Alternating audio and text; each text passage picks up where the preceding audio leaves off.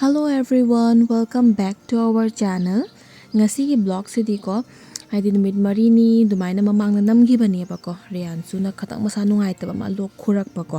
aduga lok khurak pa se ma nung thang se pura tumdre lok khuman ba ge mathaba kanar e haina ko aduga dei nunga laga di khara phare haida ka pizana ko adusu dum khara khara khuba adudum keno tawboy nan distract tawboy ne ko ngahak mobile ka camera ka dumain tawraga ne ko nang lok khuba se kamaina no kaina dumain tawra number ne ba ko dum thangalak ke haina ko aduga Aku yoji kirak care se tiu mama se isu makak taubei kare isu makak taubei kairo isu makha gaide magi samje jeng nang lok khure hayo mama lo kure rogi hidag lawu ai lawu ragala Siang orang lagi lok kuna tumhanda ada rumah si laura gata kiba sidu mama kila laura gata kiba okay bye thamma adugai se nane dogi nung thang do doctor da jeng halu se na khoi do chaga ne aiga bana pura ga lai ne ba ko jeng han bagi adugai se namong next day ni mama do haidi kui re ba ko mabuk ma khwang nai han doctor jeng han ba ko do haidak sa ba do haidi muk phara ka haurak ba ko doctor na hai ba sonography ba taw si hai na ko sonography to ba la am ba ne ba ko adugai se mate ka manamak pa ne ba ꯑꯗꯨꯒꯒꯤꯗꯤ sonography ꯇꯧꯕꯗꯣ ꯍꯥꯏꯗꯤ ꯗꯣꯛꯇꯔꯗꯣ ꯂꯥꯛꯇ꯭ꯔꯤ ꯑꯗꯨꯒꯒꯤꯗꯤ ꯈꯔ ꯊꯦꯡꯉꯛꯀꯅꯤ ꯍꯥꯏꯕꯗꯨꯒꯀꯣ ꯃꯃꯥꯅ ꯆꯤꯆꯤꯂꯥꯎ ꯌꯨꯝꯗ ꯀꯅꯥꯝꯁꯨ ꯀꯩꯅꯣ ꯇꯧ ꯂꯩꯍꯧꯗꯦ ꯊꯥꯗꯣꯛꯑꯝꯃꯒ ꯂꯥꯛꯑꯁꯤ ꯍꯥꯏꯅꯀꯣ ꯑꯗꯨꯒ ꯂꯥꯛꯄꯗ ꯑꯩꯈꯣꯏꯒꯤꯁꯦ ꯃꯃꯥꯅ ꯊꯥꯕ ꯂꯩ ꯃꯌꯥꯝꯗꯤ ꯍꯥꯟꯅꯁꯨ ꯊꯥꯔꯝꯃꯤ ꯑꯗꯣ ꯍꯧꯖꯤꯛꯇꯤ ꯐꯖꯅ ꯀꯩꯅꯣ ꯇꯧꯗ꯭ꯔꯦ ꯑꯗꯣ ꯈꯔ ꯂꯩꯕꯗꯣꯀꯣ ꯑꯗꯣ ꯑꯗꯨꯝ ꯑꯩꯅ ꯀꯥꯞꯄꯝꯕꯅꯦꯕꯀꯣ ꯑꯗꯩ ꯁꯦ ꯂꯩꯁꯤꯁꯨ ꯑꯩꯅ ꯍꯥꯏꯗꯤ ꯃꯃꯥꯅ ꯍꯥꯟꯅꯗꯩ ꯊꯥꯏ ꯑꯗꯣ ꯑꯩꯗꯤ ꯎꯗꯕꯀꯣ ꯑꯗꯨꯒ ꯑꯩꯅ ꯁꯦ ꯂꯩꯁꯤꯅ ꯀꯥꯏꯗꯒꯤꯅꯣ ꯍꯥꯏꯅ ꯑꯗꯨꯒꯤ ꯁꯤꯒꯤ ꯁꯤꯟꯇꯦꯛꯁꯁꯤꯅꯀꯣ ꯁꯤꯒꯤ ꯁꯤꯟꯇꯦꯛꯁꯁꯦ ꯑꯩꯈꯣꯏꯒ ꯄꯣꯛꯇ꯭ꯔꯤ ꯃꯃꯥꯡꯗꯩꯅꯦꯕꯀꯣ ꯑꯩꯈꯣꯏ ꯍꯥꯏꯗꯤ ꯑꯩꯅ ꯈꯪꯉꯛꯄꯗꯒꯤ ꯑꯗꯨꯝ ꯂꯩꯔꯦꯕ ꯁꯤꯟꯇꯦꯛꯁꯅꯦꯕꯀꯣ ꯁꯤꯟꯇꯦꯛꯁꯁꯦ ꯑꯗꯣ ꯄꯄꯥꯗꯤ ꯍꯟꯗꯛ ꯔꯤꯇꯥꯌꯔ ꯑꯣꯏꯔꯦꯗꯅꯀꯣ ꯑꯗꯨꯒ ꯄꯣꯠ ꯆꯩꯁꯤꯡꯅ ꯄꯨꯔꯒ ꯂꯥꯛꯑꯕꯀꯣ ꯑꯗꯣ ꯈꯔ ꯀꯨꯏꯔ ꯃꯇꯨꯡꯗ ꯎꯕꯅꯤꯅ ꯄꯣꯠꯁꯦ ꯅꯨꯡꯁꯤꯕꯀꯣ ꯑꯗꯩ ꯄꯣꯠꯁꯦ ꯀꯩꯁꯨꯝꯁꯨ ꯇꯧꯔꯝꯗꯦꯕꯀꯣ ꯄꯣꯠꯁꯨ ꯌꯥꯝ ꯐꯅ ꯂꯩꯔꯝꯃꯤ ꯑꯗꯣ ꯃꯃꯥꯗ ꯍꯪꯉꯝꯃꯤꯅꯦꯕ ꯁꯤꯟꯇꯦꯛꯁꯁꯦ ꯀꯔꯝꯕ ꯃꯇꯝꯗ ꯂꯩꯈꯤꯕꯅꯣ ꯍꯥꯏꯅ ꯑꯗꯣ ꯃꯃꯥꯅ ꯑꯩꯈꯣꯏꯒ ꯄꯣꯛꯇ꯭ꯔꯤ ꯃꯃꯥꯡꯒꯤꯅꯤ ꯍꯥꯏꯅ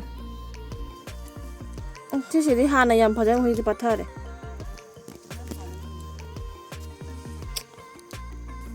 ꯑꯃ ꯑꯩ ꯆꯥꯎꯔꯦ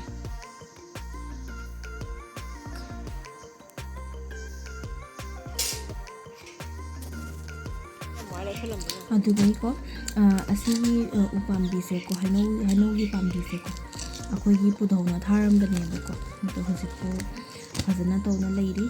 ꯔꯤꯌꯥꯟꯁꯨ ꯑꯃꯨꯔꯛ ꯃꯥꯏ ꯃꯅꯥꯛꯇ ꯂꯦꯞꯄ ꯐꯣꯇꯣ ꯀꯥꯞꯍꯟꯒꯦ ꯇꯧꯋꯤꯅꯤ ꯄꯨꯙꯧꯅ ꯊꯥꯔꯝꯕꯁꯦ ꯍꯥꯏꯗꯤ ꯕ꯭ꯂꯦꯁꯤꯡꯅꯤꯗꯅꯀꯣ ꯃꯣꯏ ꯂꯩꯇ꯭ꯔꯁꯨ ꯃꯣꯏꯅ ꯊꯥꯔꯛꯑꯝꯕ ꯎ ꯋꯥꯁꯤꯡꯁꯦ ꯍꯥꯏꯗꯤ ꯃꯣꯏꯅ ꯐꯖꯅ ꯑꯩꯈꯣꯏꯗ ꯂꯥꯏꯛ ꯉꯥꯛ ꯁꯦꯟꯅ ꯂꯩꯕ ꯑꯗꯨꯃꯥꯏꯅꯀꯣ ꯂꯩꯔꯤꯑꯕꯀꯣ ꯁꯤ ꯕ꯭ꯂꯦꯁꯤꯡꯅꯤ ꯔꯤꯌꯥꯟꯁꯨ siga lepaga photo namhamdoini adugagidi asena ai hanai photo yadre dena photo sing loina yadre habidi ai luhongri mamangbu yarambane ba ai luhongra matungdadi photo sing akta loina yaraktre adugi siga papa mangonda sandagi thoga phambagine mamane puthomini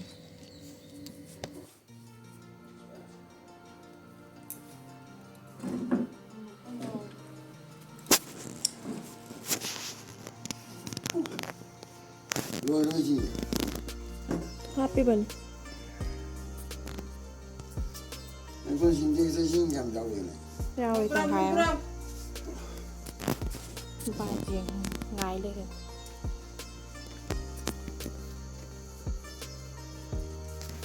Em không trả bình giờ. Ôi cái này Bengali này. Phang na đấy mình đâu chịu làm bị đặc phật cái nó tao tận.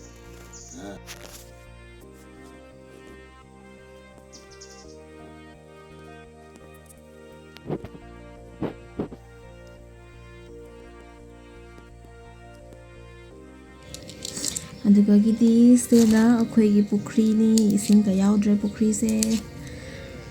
ꯑꯗꯨꯒꯒꯤꯗꯤ ꯁꯤ ꯄꯨꯈ꯭ꯔꯤꯁꯦꯀꯣ ꯏꯁꯤꯡ ꯍꯥꯟꯅ ꯄꯤꯛ ꯊꯜꯂꯤꯉꯩꯗꯀꯣ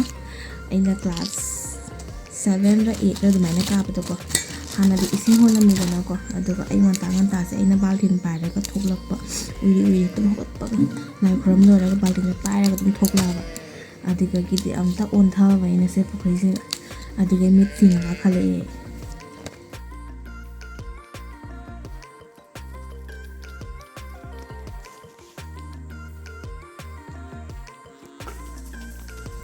ꯑꯗꯨꯒꯤ ꯁꯟ ꯄꯨꯔꯒ ꯂꯥꯛꯏꯁꯤꯅ ꯑꯩꯒꯤ ꯃꯈꯥꯗꯀꯣ ꯑꯩ ꯃꯈꯥꯒꯤ ꯏꯅꯥꯎꯅꯨꯄꯥꯀꯣ ꯃꯥꯁꯦ ꯁꯟ ꯍꯣꯏꯔꯒ ꯄꯣꯔꯛꯏ ꯅꯪ ꯁꯟꯗꯣ ꯍꯣꯏꯅ ꯄꯣꯔꯛꯄ ꯉꯝꯗ꯭ꯔꯦꯅ